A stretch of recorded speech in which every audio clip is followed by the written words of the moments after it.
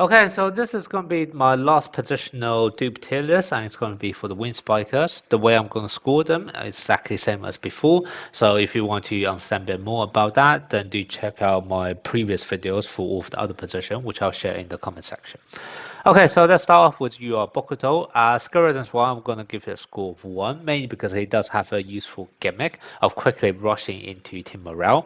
I don't think it's worth the resources because quickly rushing into team morale, you can normally just do that instead. Well, basically, whatever benefit you are able to get in team morale, you can easily substitute that with a different character. So, for example, Akashi can get a huge crit buff when he's in team morale, but you might as well just play like a awareness buffer instead, right? So that's kind of what is not really worth the resource in my opinion, but at least it's something unique to UR Bokuto, so I'll still give it a score of 1. As for Skeleton 2 and Skeleton 4, I just feel like it's completely been power crap to all of the other character, so that's kind of why it's just going to be skip completely for them. Then we move on to UR Hoshimi Korite. Hoshimi Korite, as Skeleton's one, he is a bit of an all-rounder. However, he can't really do all of his job equally well. Like he can still only pick one of those things. It makes him flexible, but still you can only pick one thing you want to do him at a certain time. So that's kind of why, to me, it's still a baseline score, and that's just why I scored 2. As Skeleton 2, he gets a bit of a bar, but I personally don't think it's worth it. So that's kind of why it's a score of 1. Then Skeleton 4, he does give a new mechanic, which is the fact that he can actually spam his receive or blocks, etc.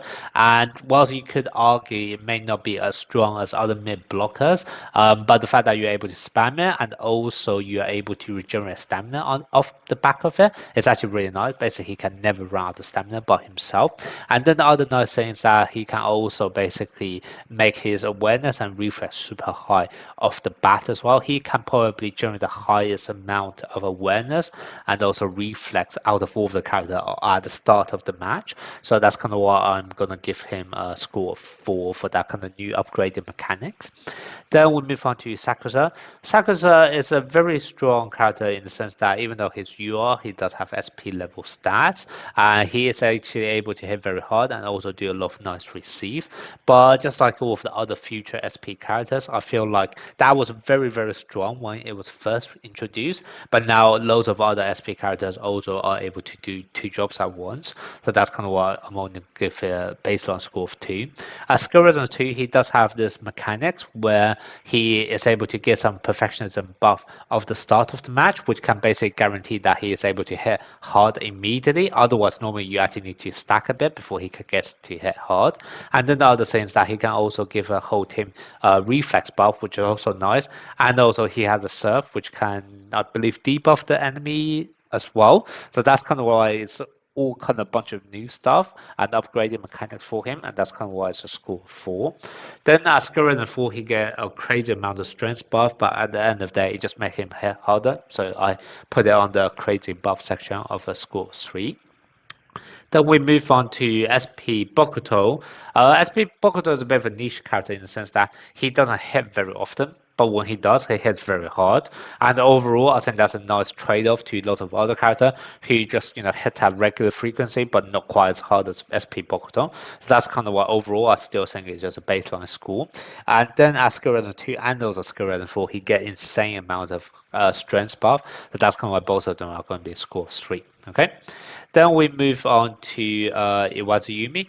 Iwazuyumi is very unique in the sense that he can be basically sort of as a liberal. However, the nice thing with him, it kind of comes out a pro and also con, but basically the pro is obviously, it means you don't actually have to play liberal substitution when you actually have him on the field because he essentially acts as your liberal. The fact that he's able to spam receive, etc. But then obviously the bad thing is the fact that as you rotate around, then he would also be at the front for half of the match, and then you still need some other good receiver at the back. But nonetheless, that's just kind of comparing him to liberal. But the fact that he can even be compared to liberal is already very, very unique and offer a lot of flexibility in terms of team building. So that's kind of why I'm going to give it a score of 4. And then as Skeleton 2, he's able to restore stamina and also give a bit of a passive strength buff. I think the main thing is the restoring stamina, which is actually really, really handy, especially the fact that he can do this whenever he do your ultimate receive and he can spam that as well. I personally feel like that's a quite unique thing. You might be thinking, why don't you just have SP economy on the bench? Yes, you can do that, but that kind of requires you get another character, right? So I do feel like this is also pretty nice from that perspective. If you don't want to get SP economy and have him on the bench, and you still want a way of restoring stamina, then this can be a good way of doing so. Okay, and then at skill resonance 4, he basically just gave a bit of extra stats. I don't even think the buff is that high, to be honest, so that's kind of why I'm only giving it based on score of 2 rather than 3. Then next we move on to Gimma. His kit overall I feel like is somewhat underwhelming at least at skill resonance 1 and 2. He is basically like an upgraded version of SSR Tanaka in the sense that he can hit very hard, but just for like I think the first 2 ultimate or something like that. So overall I feel like it's kind of like an in-between version of SP Boketo who hits even less frequently but a lot harder versus some of the other characters who hits at regular frequency but kind of equally balanced throughout the whole match. So that's kind of what overall I just feel like it's a baseline score. His skill resonance 2, I don't think it matters that much either.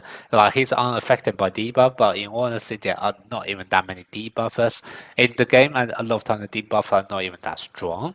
And then the other thing is that he gave them extra power when he do a crit. But once again, I just feel like it's nothing that unique about him. As Skeleton 4, however, I do think it's actually somewhat of a new mechanic because first of all, his spike cooldown reduced down to just 4 net crossing, which from a team building perspective is actually quite useful because that basically means if you can get someone else with only 4 net crossing spike, you can basically play a team with only 2 spikers rather than 3, which already offer a lot of flexibility in the team building. And then the other thing is that when he spike, you're also going to increase the power of your next spike. So once again, it kind of goes in line with this team building where you only have a limited number of spikers. However, you make sure your spikers actually hit just as hard. So I do feel like this is a quite nice mechanic and buff that he's able to get, and that's kind of why it's a score of 4. Okay. Then we move on to SP Korite, SP Hoshimi Korite. As Gareth well, I'm already going to give him a score of 4 because he is one of the few characters who, out of the bat, can already perform 2 actions equally well, no matter how you build him. So basically, he can always do a very hard hitting spike, and then depending on the team speciality, you can also be very good block or receive. I personally don't think it's game breaking, however, because the main thing is that he basically get a block buff in a block specialty and a receive buff in a receive specialty. Actually, no, let me tell you one step back. He gets a block buff when he's on the quick wall block specialty. However, in those kind of specialty, you normally tend to already have quite a few of the blockers. So the value of having an additional stronger blocker in Hoshimi as well, to me, is not that important considering you already by default, if you are going to play a block or quick specialty team, you already have a lot of blockers. And the same thing for receive and power as well. A lot of the power spikers in this game have receive labels and are actually okay at receiving. So once again, if you already have a team made up of loads of receive character because that's a receive specialty, do you really need Korra to receive as well? But that's kind of why, even though I can see the reason why he's that kind of like very strong all-rounder, the fact that I feel like his secondary skill is still somewhat saturated by the fact that by forming that specialty, you need to have multiple characters doing that role already. I feel like it's not quite game breaking, and that's kind of why it's only a score 4 rather than 5. And then as skill resonance 2, he basically get increased crazy amount of skill multiplier in terms of his spike, makes him hit super hard. Okay, so that's kind of why it's a crazy buff, a score 3. And then as skill resonance 4, I'm going to put it on the score of either 2 or 5, depending on whether or not you're going to play SP Hiragami. And the main reason is that as skill resonance 4, all of his block, receive, etc. also become automata, and that basically means that if you combo up with SP Hiragami, all of their cooldown will be reduced as well, and that can make him actually game breaking because you can actually spam multiple strong ultimates throughout the entire match. So that's definitely a game breaking score of 5 when that actually happens. However, if you do not have SP Hiragami, then it doesn't really offer much, to be honest, because it doesn't really matter whether your attacks are ultimate, it's not going to change their multiplier. The other effect he's going to get is that all of his attacks are also going to be crit, but he already have high amount of built-in awareness and reflex already. You don't need them to be guaranteed to crit anyway. And then the other thing is that when he uses an ultimate, his strength and also spirit will increase a bit. However, if you are playing him without SP Hiragami, he won't really be spamming his ultimate all the time either. And then as a result, the buff he will be getting is also fairly standard, nothing crazy. So that's kind of why to me it's either going to be a score of 2 or 5, depending on whether or not you play SP Hiragami with him. Okay. Then we move on to SP Tanaka. Both skill resistance 1 and 2, I'm going to give him a score of 2 because he does have very nice debuff, and the debuff actually look quite strong on first look. However, they're all based on the condition of you either performing perfect or the enemy not performing perfect. And normally the way it works in this game is that perfect actions or non-perfect or bad actions already determine the outcome of a lot of your ball touches. So when your spikes are perfect, it's already very likely you'll be winning the point. When the opponent points touches are bad, it's already very likely they'll be losing that match already. So as a result, I feel like all of his buff, while they look very nice on paper, it can just make you win more in situations you already like to win. However, it doesn't really do anything to overturn you from like a bad situation when you are at a disadvantage. So that's kind of why, to me, it's just fairly standard, and that's why I score of 2. Asuka in the 4, however, he gets the ability of doing all of this even when he's on the bench. And that, to me, is absolutely crazy. And that's kind of why it's a game-breaking one for me. And yeah, that's kind of why it's a score of 5 here. Then we move on to SP Yammortal. SP Yammortal has this very annoying gimmick, just like SP Kemma V2, where he can basically guarantee perfect receive, etc. Very crazy, very broken, very annoying to play against. That's why it's a score of 4. Okay, he can get this out of the bat. So even as skill resistance 1, that's going to be a score of 4. As skill resistance 2, he gets a quite nice buff in terms of his spike multiplier, etc. So that's kind of why it's going to be a score of 3. I think it's like 100% increase. As spike multiplier, those are normally one of the things which are harder to buff up as well. So that's kind of why it's a score of 3. And as skill resistance 4, he kind of get the same amount of buff. He can also get like 100% buff in both receive and also spike power, but it takes time to stack. And then bear in mind, essentially the same level of buff. However, to have this as skill resistance 4, you need to invest in 4 dupes, whereas to get it as skill resistance 2, you only need to invest in 2 dupes. It just feels like it's very expensive for the same amount of quality of buff. So that's kind of why I don't feel it's worthy of a 3, and now I downgrade it to only a baseline score of 2 instead. Okay?